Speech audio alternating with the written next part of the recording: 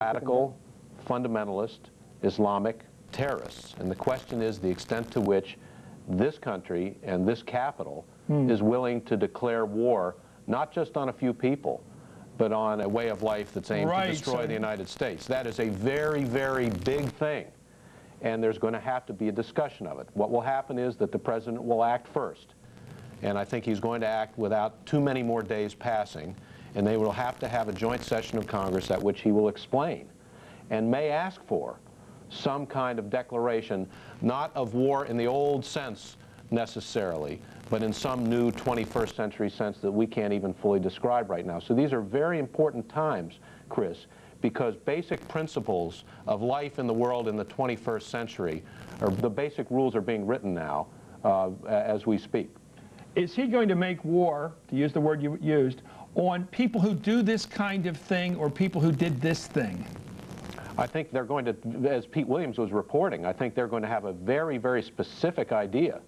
And they're going to name names, and they're going to look for places that supported these particular people.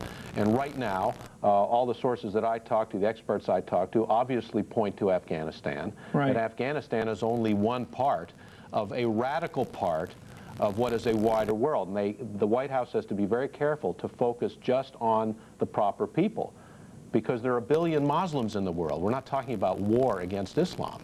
We're talking about people with a specific interpretation that is bent on destroying the United States and its allies. Does the president, based upon your reporting, does the president of the United States intend to knock out, take out, a term used in military parlance, a number of sites that are, we might say, in alliance with bin Laden?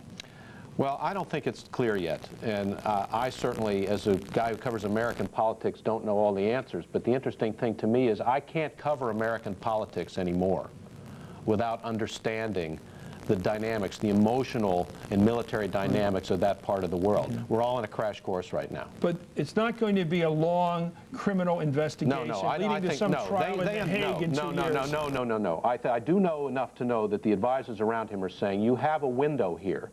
You have a window. The American public is angry. The American people are buying flags at 100 times the normal rate.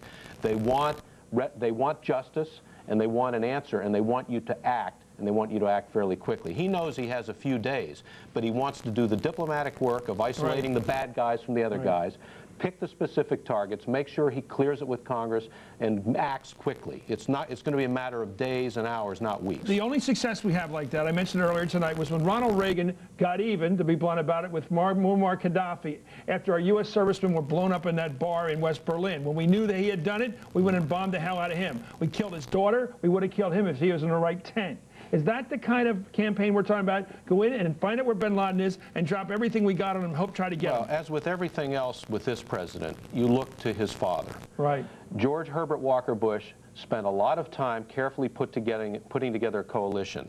We don't have that. Bush doesn't. This Bush doesn't have that kind of time, given the anger of the American people. This is the biggest attack on America ever. I got you. He doesn't have that time, but he's going to try to the extent he can follow that procedure in terms of lining up support. That's why today they were talking about NATO support, UN support, congressional support. But no Arab support.